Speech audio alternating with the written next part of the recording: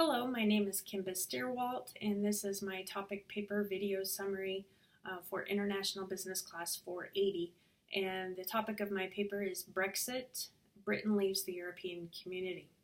In 1957, the European Economic Community, also known as the Common Market, was established with original members of France, West Germany, Italy, the Netherlands, Belgium, and Luxembourg. Britain was not part of it at this time. They didn't want to join. In fact, they started their own, the European Free Trade Association, the EFTA. Later on, they did decide they wanted to join the common market because they saw it was doing so well. French President Charles de Gaulle actually vetoed their request twice, so they were not allowed to actually join until 1973. In 1992, the Maastricht Treaty was signed, which the basis of it, or in the core, was to develop a common currency among the European countries, which is what created the euro as we know it today to compete with the US dollar.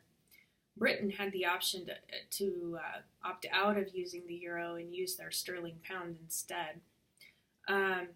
Skipping ahead to 2007 to 2008 with the global financial crisis, the crisis was bad not only in the United States but also in Europe.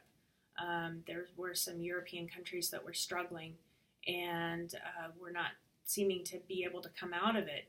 So it was felt that the euro may have been contributing to this. So at this time, the Britons, there was already skeptics anyway in regards to the European Union, but this just strengthened their concerns with the European Union.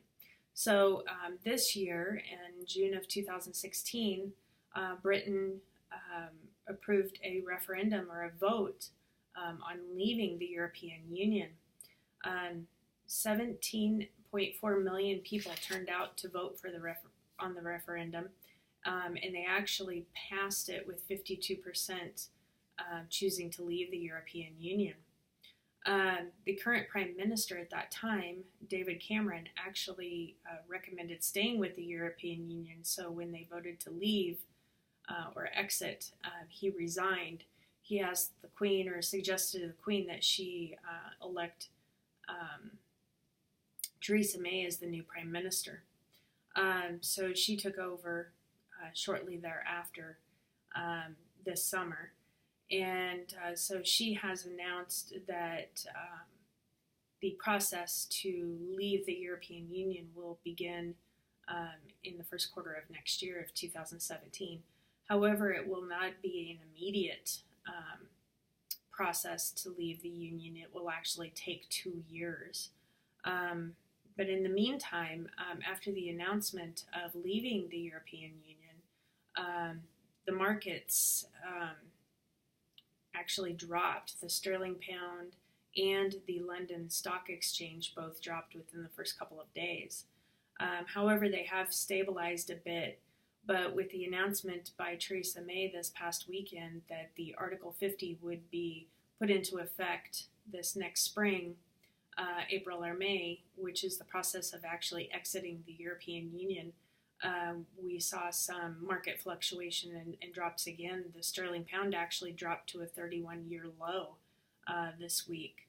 So it goes to show that there is still some concerns regarding the Brexit process.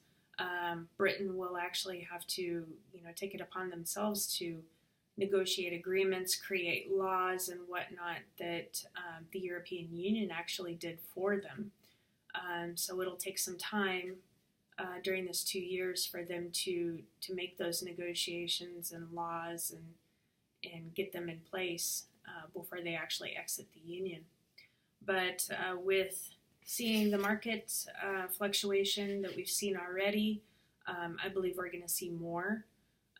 But I also believe that we are going to possibly see more countries leaving the European Union. I know Greece had some issues again this year with trying to negotiate their debt.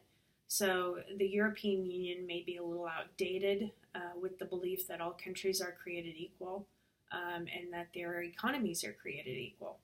So based on that, it'll be interesting to see if anybody else leaves the European Union other than Britain. They're the only one so far. So thank you very much.